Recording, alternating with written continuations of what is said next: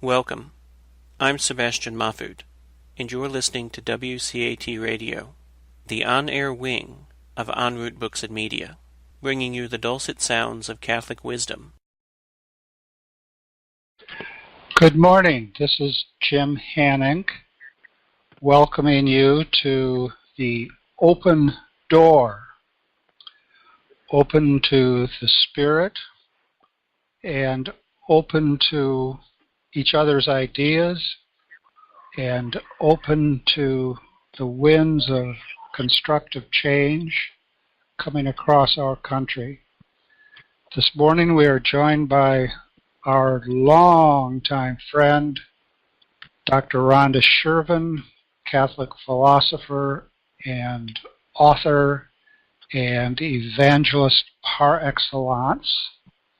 We're joined as well by Ed Rushman, who's been with us for the past few weeks from Orange County, California. And we have also John Breen, who's been with us for several weeks, who's a student, an online student at Holy Apostles College and Seminary, where Rhonda Shervin has been a teacher up until very, very recently. And then we have Mr. Jeffrey Stewart, who some call, I guess, Stu.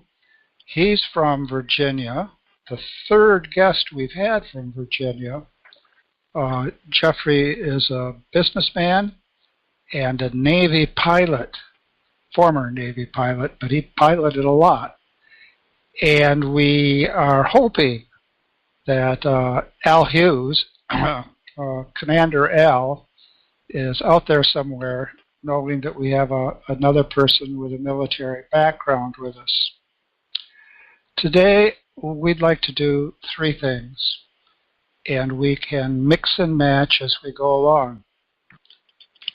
Having gone through the whole platform, plank by plank, I'd like to begin with probably a quick enough look at two principles that follow from the platform preamble. And then, this is a theme approach that we'll be developing in the weeks to come. I'd like to take some time to discuss distributive, yeah, you can't say it either, can you? Distributism, sometimes called distributivism, which a whole lot of listeners might not be familiar with.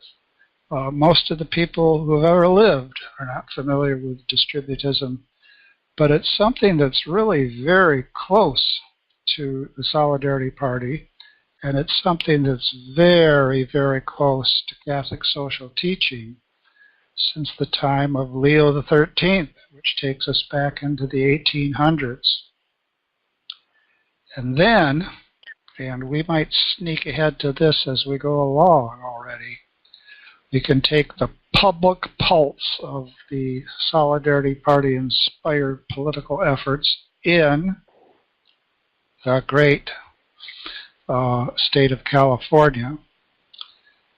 Well, let me begin then with the first of the principles that follow directly from the platform preamble. Family, local communities, and voluntary associations are the first guarantors of human dignity and the cultivators of mutual care.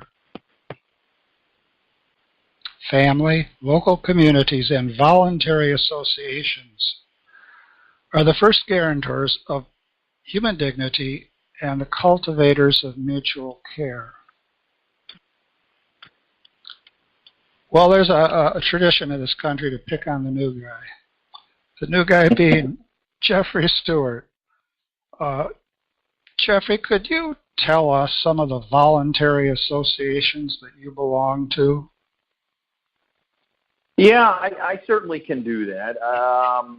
In terms of volunteering, I guess I wouldn't call family, though. I do want to start that part with the family is the most important.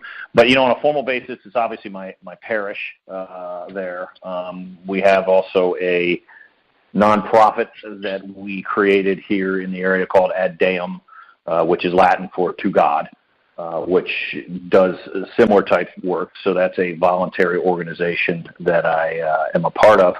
And then, at least here locally as well, there's informal business groups.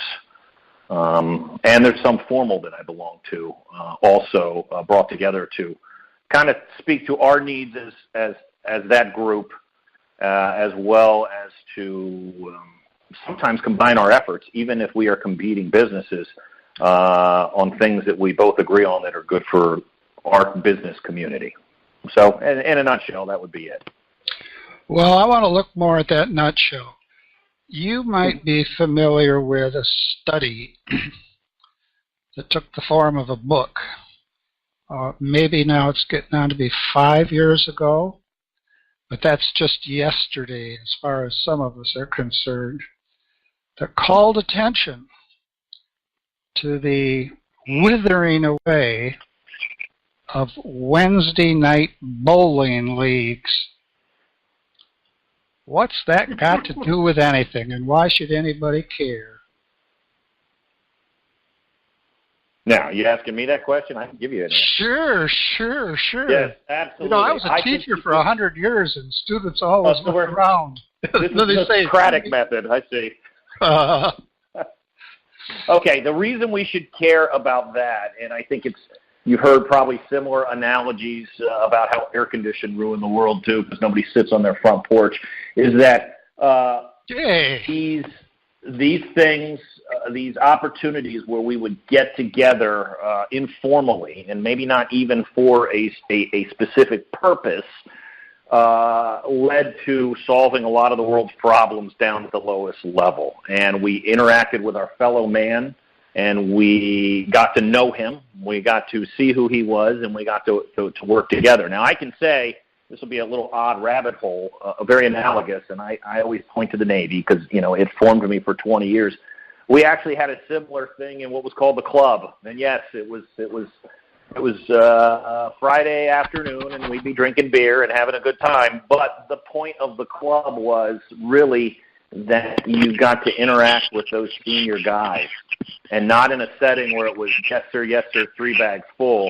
It was in a setting where you could talk to him, you could learn from him, but you could also let him know the things that were making your head hurt down at those lower levels, and stuff would get done. As well as you'd interact with other peers you had, and you would work to get things done. So I think that's why the bowling league is important, and unfortunately, we've become so inward focused, especially with the advent of, or the proliferation rather, of the social media, that has now replaced bowling leagues at the community level.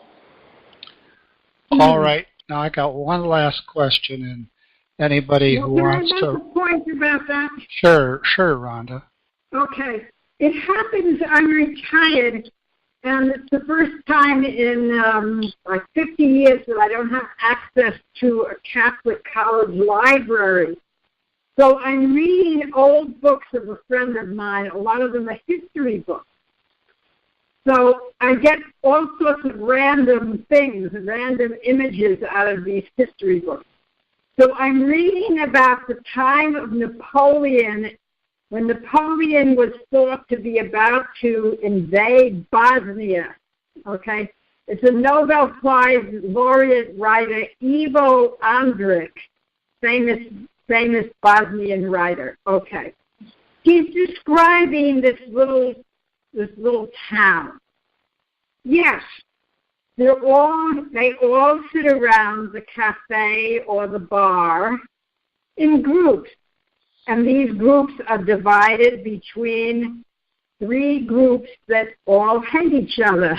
So you have the nice convivial group of the the Muslims who were in charge. It was Turkish at that time. They were in charge. They had their little wonderful little groups, and then you have the wonderful Jewish groups, and then you have the wonderful Christian groups, and then you have the wonderful, etc. You see what I mean? So they are sitting around, but it seems to me totally utopian to imagine groups that are sitting around only enjoying each other, and that this other aspect of groups as cliques plotting the death and often the deaths of people in other groups in the same small town could never happen. See, when I dream about the takeover of the United States by the American Solidarity Party, I'm thinking of this wonderful little village. This wonderful little village with people, bowling groups and Scrabble groups, right? But, I mean, should we leave out this other reality? Well, this is something that only Ed Rushman could deal with. And, Ed, would you see voluntary associations in the vision of the American Solidarity Party as avoiding, like the plague, cliques in order to rather form local communities, the coming together of local groups and associations? Or how else might you address Rhonda's worry? Yeah, that's my answer doesn't come forth as readily as often it does. I guess the thing for me is always, well, two things. I just want to have to throw in, something that was really important for me and that I think of with this is Confucius, where he says, and I'll only paraphrase it, but essentially that if there's peace in the home, there's peace in the village. The one that works its way up to peace in the world. Mm-hmm. Although I think it ought to start in the self, but that's another matter. But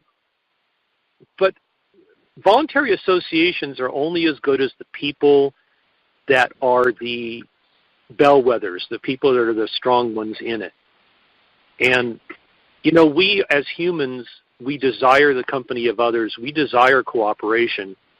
And at the same time, we have a natural distrust and hatred of anyone we perceive as different, that natural human xenophobia. And I don't understand why all that exists, but I do know that in any group, it often is just on a razor's edge, according to what direction it'll go. The voluntary associations can be directed up toward the world, and where they reach out to each other, and they reach out to people that are different, and they reach across barriers. And a lot of that depends on the leaders that come forth, and sometimes depends on external conditions, at least partially. I mean, in times of scarcity, sometimes that drives people that are different to work together, and sometimes it drives them apart to be in competition with each other. A lot of it comes down to human choice.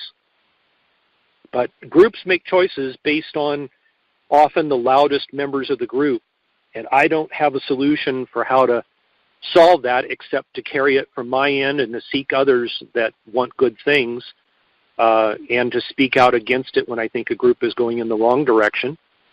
But the world is still 7.5 billion individuals that all have to try to get together and work together and make that choice. So, yeah, I mean, the only way I see to address that concern is for each of us to do our best. I know that probably sounds like a cliche. Well, a lot of things that are true sound like cliches. No, that's a beautiful answer. Thank you.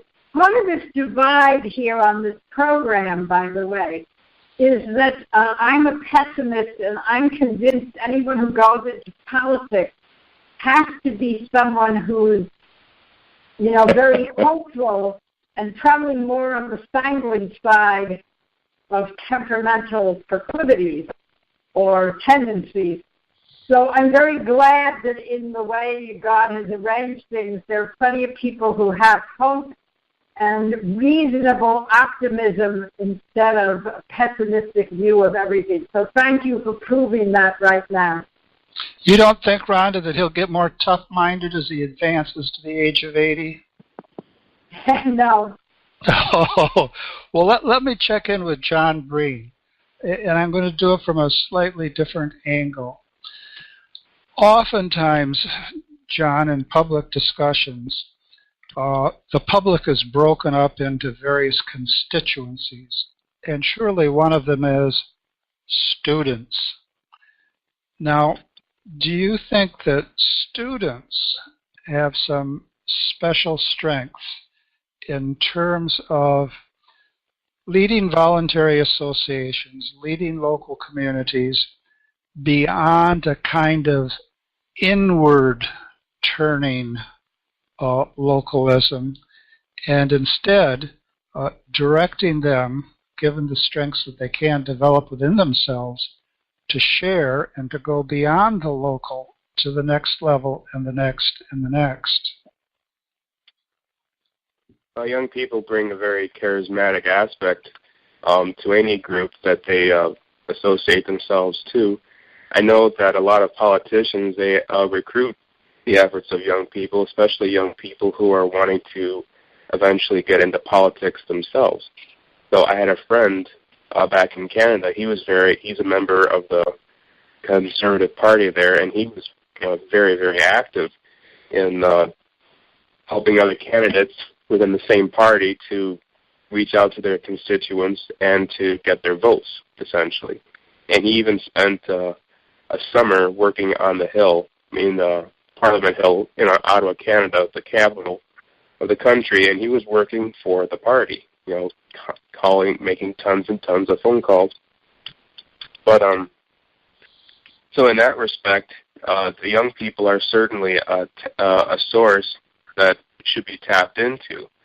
It's kind of hard to recruit them, because not too many people, out of the older generation, not all of them are familiar with modern technology as much as the younger people, but it's still important. So, yeah, definitely they have the abilities, and under mature guidance, they can certainly reach beyond their potential. Thank you for that. I'd like to add just an anecdote from some time ago. I well remember the late Father Daniel Berrigan, S.J., saying that oftentimes families held people back in a way that prevented them from addressing larger social issues and terribly urgent social issues. And that can be the case, I'm sure, but at the same time, having spent several decades addressing larger issues, I'm painfully aware of many families that have fallen apart because people didn't put, in a fundamental way, their family first. I'm now reading a book by Alasdair MacIntyre in which a deep theme is the need to rightly order the human goods and the common goods and in some way integrate them. And of course, we're in a hopeless situation without voluntary associations, without local communities. All we have is the state and the individual. And if we don't have families in a certain fundamental sense, we don't have anyone. But part of prudence, the virtue of prudence, is to integrate how it is that we combine our commitments. But we're more and more aware that our commitments include, and Rhonda had a prayer that she shared with us before we went on air, our commitments include the whole of the created order. And so I'd like to move to the second of our pair of principles. And I can't see them now, but I sure saw the smoke yesterday. The California fires are part of this context. It reads as follows: we must share and protect natural resources and the environment as held in trust for the benefit of all, present and future. I think since Ed is a Californian, he could get us started with this.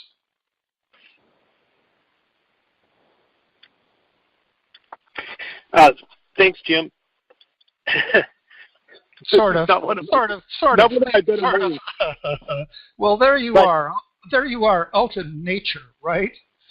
I'm looking at it right now, and I don't see any smoke, thank goodness. But if I see any wildfires coming toward us, I'll be off this phone pretty quickly, I think. You'll hear me running and the biggest of the fires, the Thomas Fire, started about 1.5 miles south of Thomas Aquinas College in a park that I don't think is that big a park, and that I've driven by maybe 10, 15 times.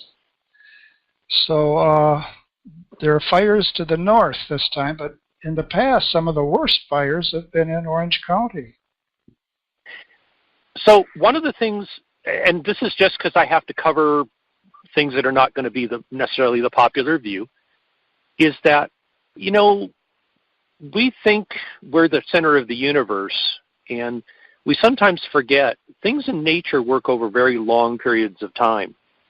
So when humans see these fires, our first thought should be the potential for loss of life, the potential for loss of homes and everything else. But humans build things in areas that are prone to fires naturally. I always ask, if humans were not here, what would happen? When it comes to nature. Because I'm trying.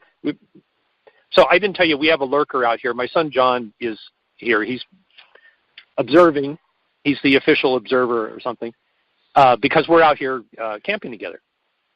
But, we try. We were just talking this morning about leave no trace. We would like, looking right down here and I see my footprints. I would like to not even what would happen? Carbon? Is it carbon?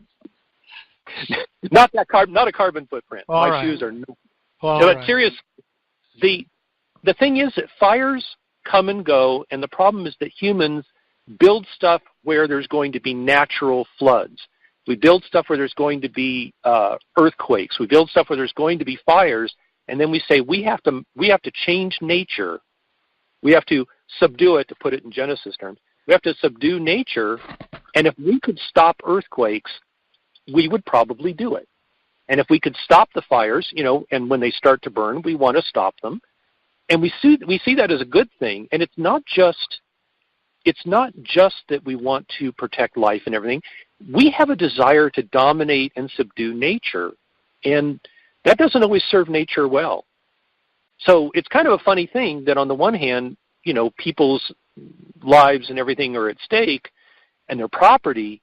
But on the other hand, for millions of years, fires occurred and there was a natural thing. And we say, well, then it's going to be all burned over and the trees won't come back for 100 years. But in geologic terms, that's a blink of an eye. So, we're going to continue to do this. We're going to continue to fight these and everything. But, where there's the boundary of nature and man, and that sounds like a funny thing because we are part of it, but where there's that boundary, there's a conflict for resources. There's a conflict between the natural processes of a forest and what we as humans, our enjoyment of that forest depends on the natural process not happening. And if you really think about it, this theme goes all through our relationship with nature. That on the one hand, we want to control it, but by controlling it, we sometimes damage it. Does that make sense? Surely does. Jeffrey, what about the hurricanes of Virginia, or at least the hurricanes that have afflicted the whole of the East Coast of late? Do they lead you to any reflections? Well, being in Virginia, I always thank the Outer Banks for being our speed bump, and we never really get hit. So, I'll be honest, I don't get, and I'm going to build up on build on some stuff that Ed said, because I think Ed's focus is the correct one. And I don't get really caught up a lot into like counting the hurricanes or, let's just deal with the elephant, global warming and things like that. Because I think most of us aren't really even qualified to comment on the science involved. And so if someone asks me, do I believe in global warming, I'll go, I don't know. Is it getting warmer? Sure seems that way. And most scientists seem to agree on, what the, quote, consensus is, that the Earth's getting warmer, and they believe that man has a great influence, if not all of the influence on that. That is the consensus. It doesn't go any further than that in saying what that means. It just says this is happening. The problem with getting caught up into that debate, though, is you go down this rabbit hole of debating science where none of us are qualified to debate it, and there are so many unknowns. So to me, I always come back to looking at where the fundamental argument or fundamental issue is. The fundamental issue is just good stewardship, and I think that's what really Ed was talking about, that we have a responsibility as people who have been given creation by God to take care of it, and that means to leave no trace, or as I was actually taught, leave it better. That's how we were taught to. You had to leave it better than you found it. So that meant cleaning up and policing the area from the stuff that other people left behind. We have an obligation to do that because we owe it. As a matter of solidarity, we owe it to the unborn, those who are going to come after us. We have to worry about them. And I wish that's where the debate was, and that's where the emphasis was. Look, we're just going to do this because it's the right thing to do and it's the moral thing to do. And if we do that, all of that science stuff, it's going to take care of itself because we're doing the right thing. Someone might say if we lived lives of Christian simplicity, we wouldn't have a planet that doesn't know what to do with its own garbage. Yeah, it's like God sort of baked it in, right? On like with the operator's manual. You do this, things will be great. John, thoughts on this? I think Mr. Stewart makes a very good point there. And even Pope Francis, when he penned the Laudato Si, he addressed a lot of the human concerns that went along with care for the environment. So, and this was a point that he was very much misquoted on, as he's misquoted on many things, but his stance on climate change was a real one. It was a very large one that many radical politicians, including the former President Obama and even Hillary Clinton, they tried to appear that they sided with Pope Francis on this very subject. So while Pope Francis admits that there's issues with the environment, Laudato Si goes into a lot more detail. Even if it scratches the surface, it's a lot, and as far as scientific terms goes, his is a lot more deeper than the political arena is giving it, because he's addressing the concerns of poverty. Part of the reason why we have the issues with the environment is because we have worldwide poverty, where practices from poverty, acts out of desperation on the part of the poor, are also contributing to it. And in effect, we are contributing to that by neglecting the poor of the world. So in that respect, just like what you said, Dr. Hannick, if we lived lives of Christian simplicity, a lot of these issues would be avoided. Thanks, John. Rhonda, what's it like in South Texas? I have a long train of thought on this because I'm very into simplicity of life as a widow with very little responsibilities and pension and Social Security, and so, no problems with poverty, but I love simplicity of life. But I just want to make the point that it's a kind of vicious cycle in our society in this way.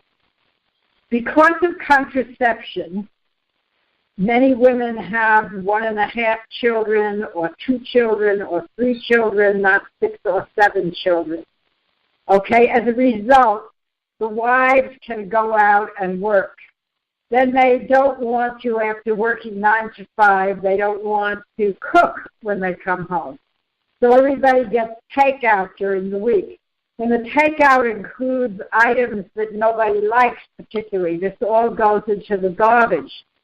So I started when I was visiting my family members with grandchildren, et cetera, I started gathering up all the stuff that was left over in the fridge and making it into a huge soup, which I call garbage soup.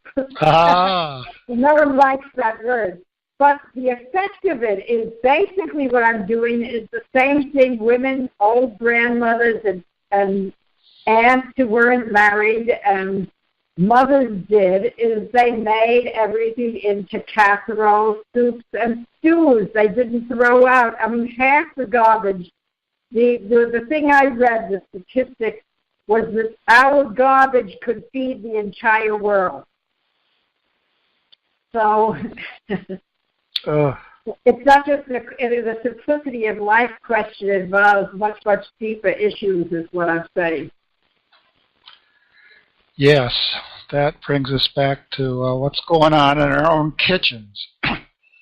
I'd like to piggyback a bit on John Breen's reflections on Laudato Si. One thing that's clear in the encyclical that clearly gets neglected in the secular press is the notion that any coherent approach to ecology has to incorporate the human person. There is, as John Paul II said, a human ecology, and that was a theme reiterated by Pope Benedict and carried over into the work of Pope Francis. And how is it that we can treat the ecology around us in a coherent, loving fashion if we don't treat our own bodies in a coherent and loving fashion?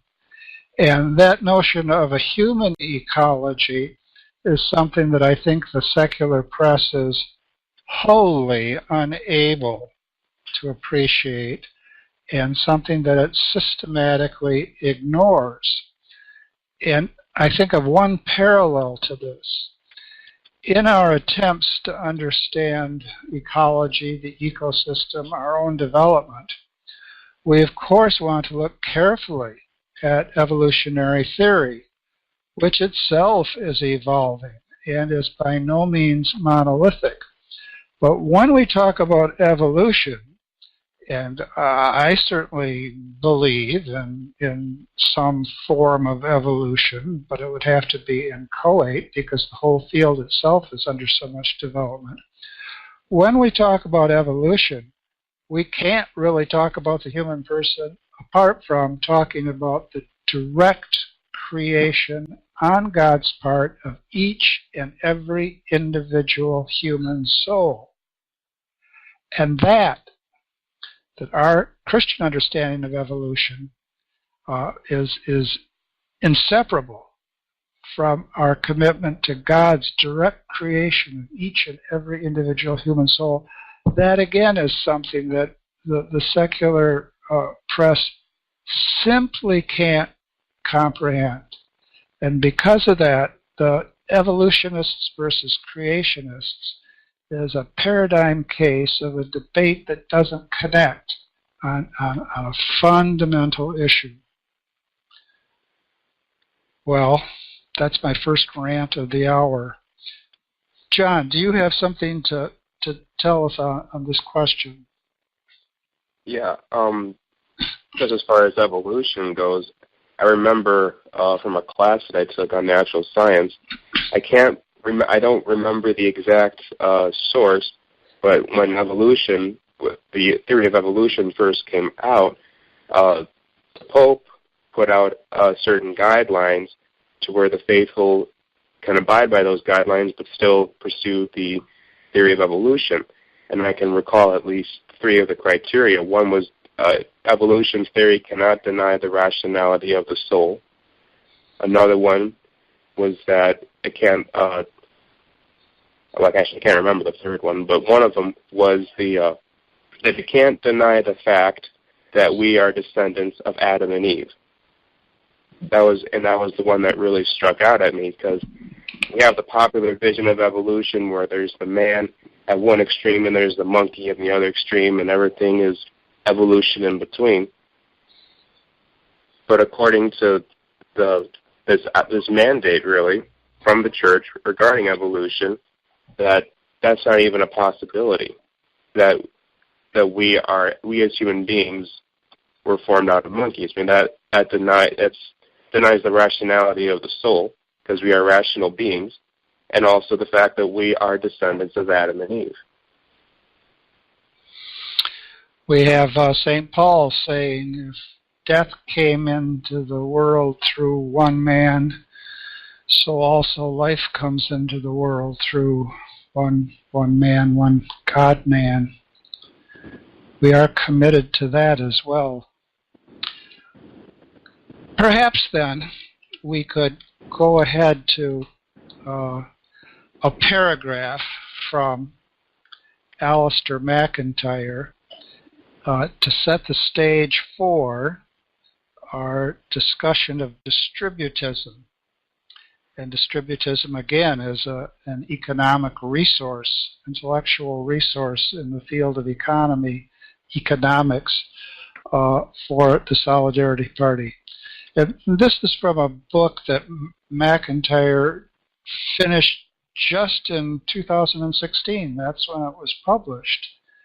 A fair number of us, no doubt, are familiar with his really strongly influential book, After Virtue. But he hasn't stopped writing, by no means. And some reviewers have called this last book, which has a long-winded title, Ethics and the Conflicts of Modernity, an essay on desire, practical reasoning, and narrative. I don't think that's a very catchy title.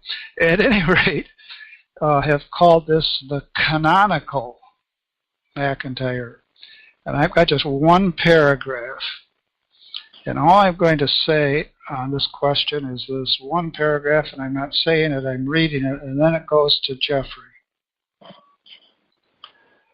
What is amiss with capitalism is not only what it does to the unemployed and the poor, but also what it does to the rich and to better paid workers and managers. Human beings can achieve their common and their individual goods only through concerted actions that require cooperative relationships informed by the norms of natural law, and in order to achieve those goods, they must develop their powers as rational agents, aka practical reasoning. But capitalism not only recurrently imposes types of social relationship that violates these norms, it also miseducates and wrongly directs desire, so that for many of every social class, the satisfaction of their desires and the development of their rational powers become incompatible.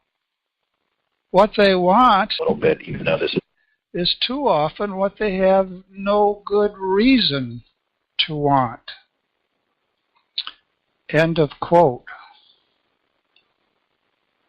What do you make of that, Jeffrey? Well, I'd like to start by tying it into where we started and talking about voluntary organizations a little bit, even though this isn't totally voluntary.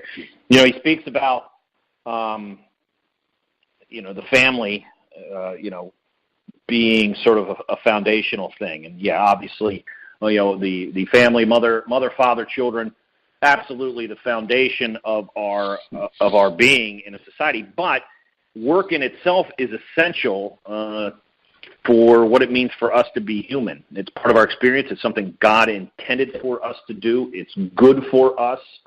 And when man is engaged in work that he enjoys, he's going to be a person. And that includes also work where he has some ownership as well. What capitalism has done is it has taken our focus off of work as being something holistic for man, as part of man, and now our focus is on productivity and profit. And because of that, we are in a situation where we're driven by stuff, needing stuff, making stuff, having cheap stuff. And we are in a consumer cycle where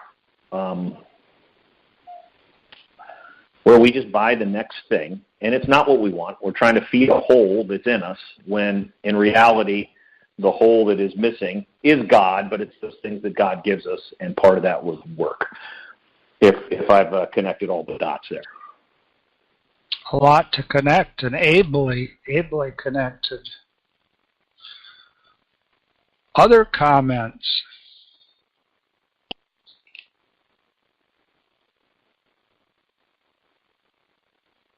Three, two, one, it'll be rant time. I'll do that again. Right. 4, 3, 2, 4, 3, 2, 1. I'll try to say this. I guess, you know. Okay, I'll say something. I agree with everything that was said. What I want to suggest is that at a certain point, we get into more concrete ideas of solutions, especially of the party members that are running for office, but just anyone. So I could get a better idea of what our goal, if we achieved our goals, what it would look like, kind of thing. What it would look like in the concrete. Would we start, for instance, with one little town in Southern California where there are fires, but it's also warm instead of freezing. I lived in Southern California for 35 years, so I'm very fond of Southern California. But what would it be? Would a little town be the paradigm model, or are we talking about little cities, or, is a little city already too big or small is still beautiful? Things like that. I'd love to have you all address those questions. Ed was poised to talk about Anaheim.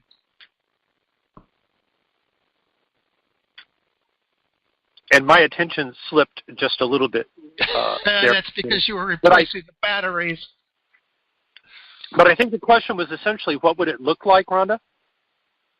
Yeah, what would it look like concretely? Are we talking about something that, some exemplification of all these planks in some paradigm village that some people who are younger than me might even see someday?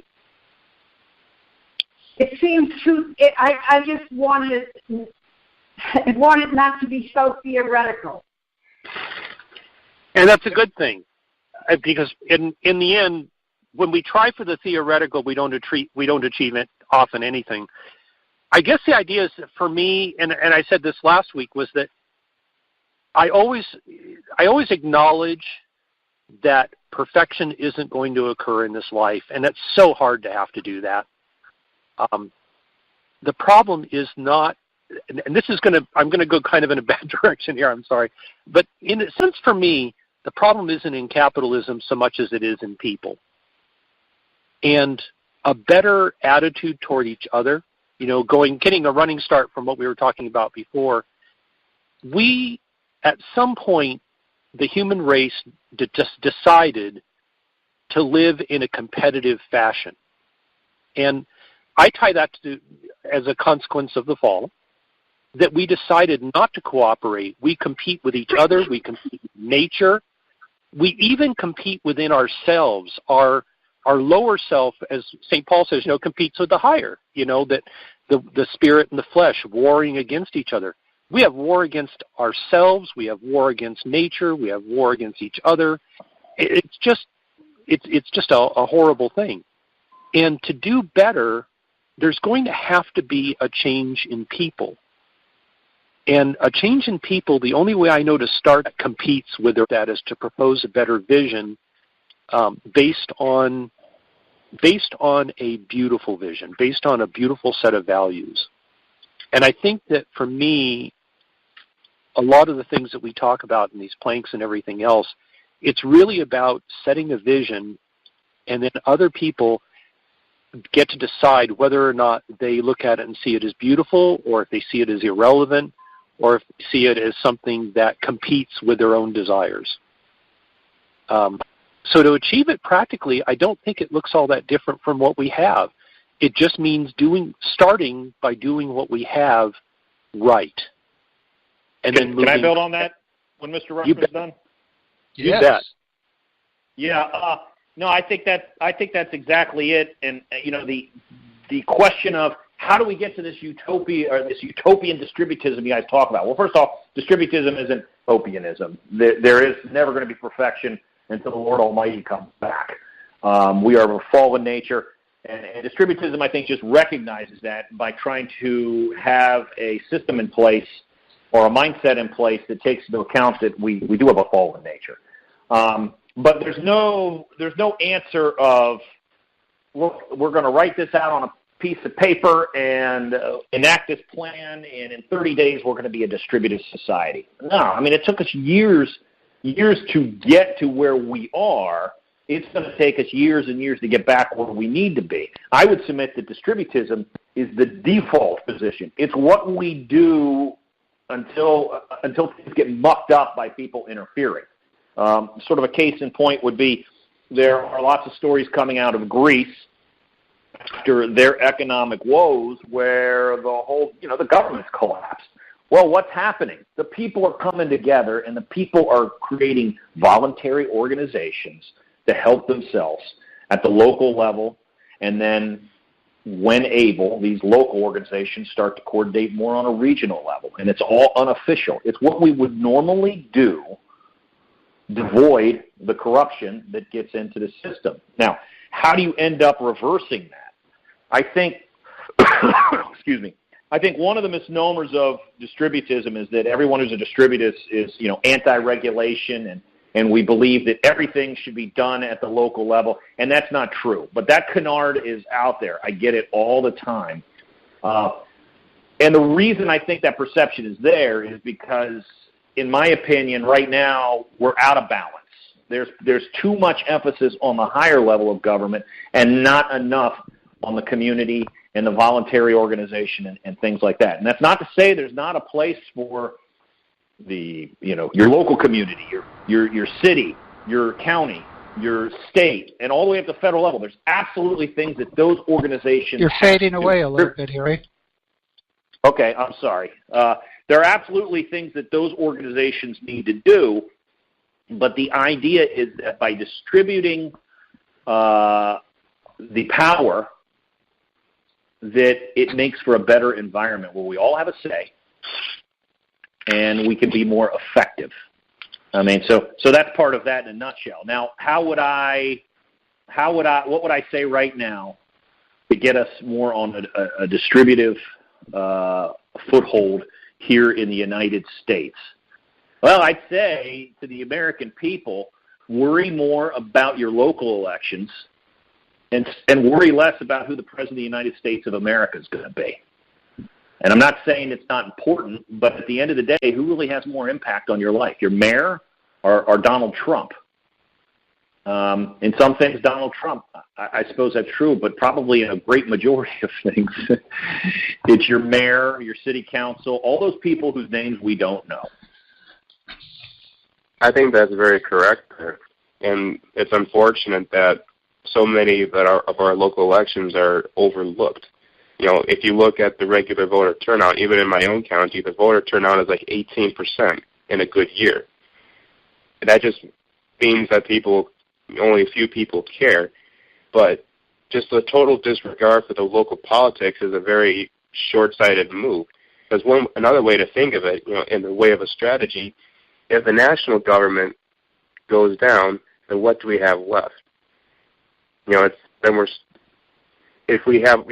a kind of a fallback plan with the local politics. If our local politics is in good hands and is running strong, it can carry the community through just about anything, even if the national government shuts down.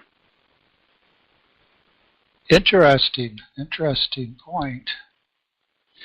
Let me add 3 thoughts, and I'll try to keep them brief and impractical. and then we can get a report from Ed on the campaign front. First point takes us back to MacIntyre. I gave you the title of his book, and it's a mouthful. But a key part of that title, a key part of the book is practical reasoning. Theoretical reasoning is reasoning that involves arguments and leads to a conclusion about how things are. Maybe how things are in the middle of a black hole. Well, we haven't reasoned that far yet. Practical reasoning also involves an argument, but you go from premises not to a propositional conclusion. In practical reasoning, the conclusion is an action. So theoretical reasoning, argument, of course, leads to a conclusion. The conclusion can be stated in so many words, and it reports on how things are. Practical reason, well, it's reason. It has an argument, but its conclusion is an action. And one of the things that MacIntyre wants to say is there are economic systems and social systems that have their own form of practical reasoning. And the form of practical reasoning that they have corrupts the kinds of practical reasoning we need to have in order to bring about the shared common good. So if you're thinking profit gain, if you're thinking cost-benefit analysis all day long, and you come home to your family, guess what? You're going to be in the cost-benefit analysis mode of practical reason, which is antithetical to the kind of practical reasoning that we need for human flourishing overall, for example, in the family. That's one point. Second point is this. There is this college, Holy Apostles, right? And there is this professor there named Joseph Pearce, right? And in an essay on distributism, he has a little paragraph, and the little paragraph says, in practical terms, the following would all be distributist solutions. Well, that might be a little ambitious, but distributist approaches to current problems.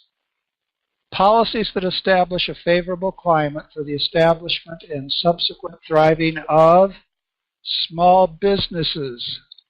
There are things that make it tough, I'm sure, for Jeff to do the kind of work he does. Policies that discourage mergers, takeovers, and monopolies. Front page of the paper today, guess who's going to own Fox? Unless the government intervenes. Guess who? Disney. Oh, won't that be wonderful? Policies that allow for the breakup of monopolies or larger companies into smaller businesses. Policies that encourage producers' cooperatives. Policies that privatize nationalized industries. Policies that bring real political power closer to the family by decentralizing power, and so forth. Now, I got one last thing, very, very brief. It's metaphysics. Location, bah humbug. It's metaphysics. A principle, an axiom of Thomistic metaphysics is everything realizes itself, completes itself, moves to perfect itself in act. And if we can't act in constructive ways, we can't possibly flourish.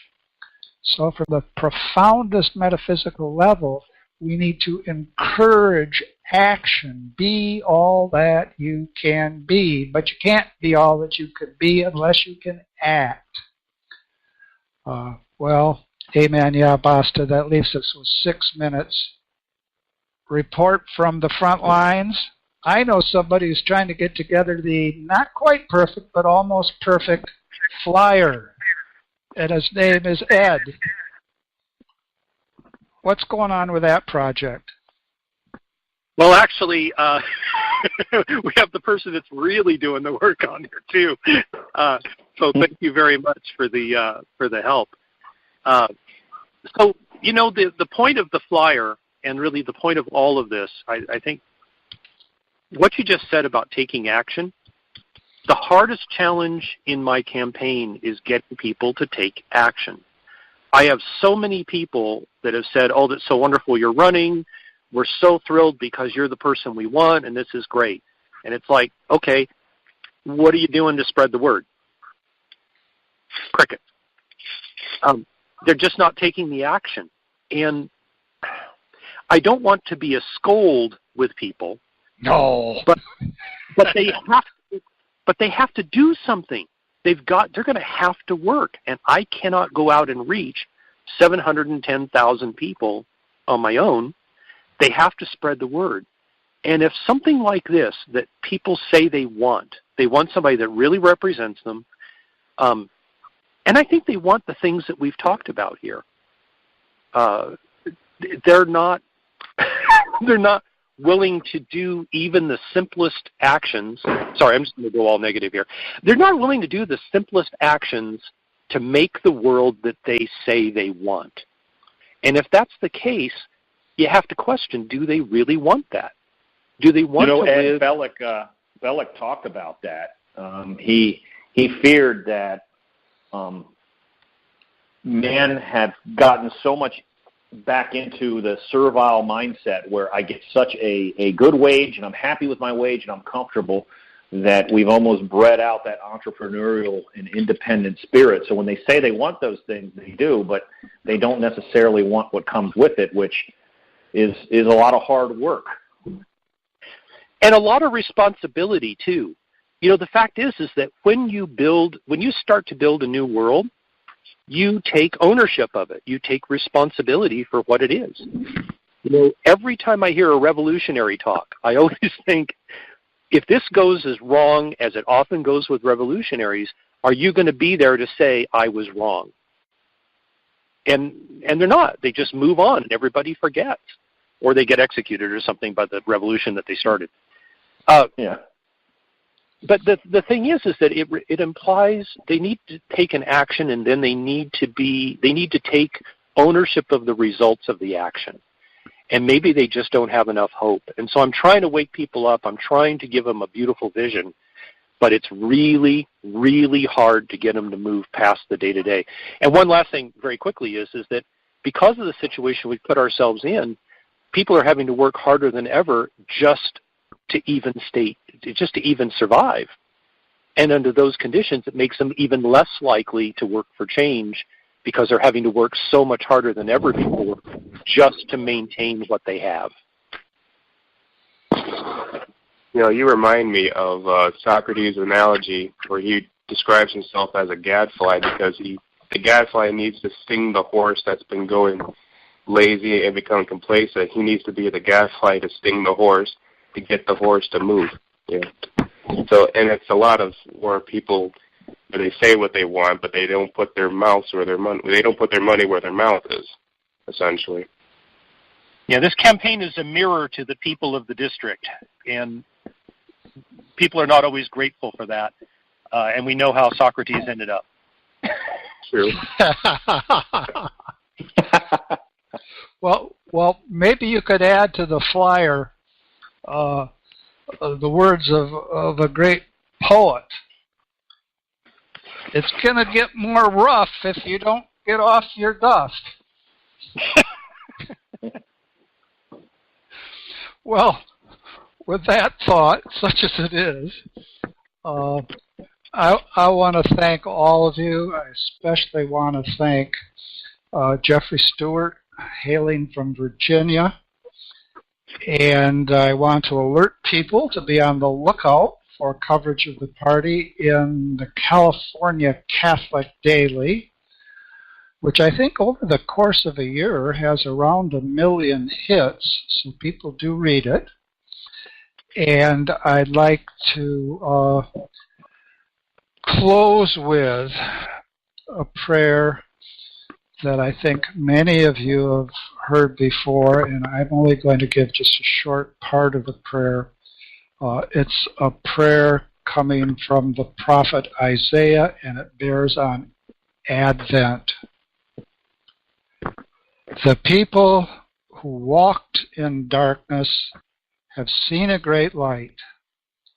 Upon those who dwelt in the land of gloom, a light has shone. You have brought them abundant joy and great rejoicing. Amen. Alleluia. Thanks again to one and all. We're done for today. We'll be back next week, same time, same station. Now, wait a minute. Remember, we decided we wouldn't be back the Friday and before Christmas or the Friday before New Year's? And is next Friday the Friday before Christmas? Say it ain't so. Yes, it is.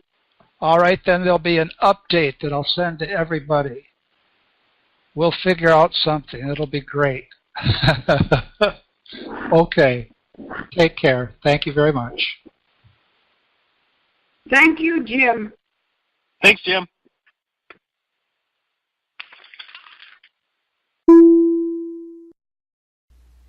We hope you enjoyed the program and will join us back for another show on WCAT Radio. This is Sebastian Mahfood. Good day.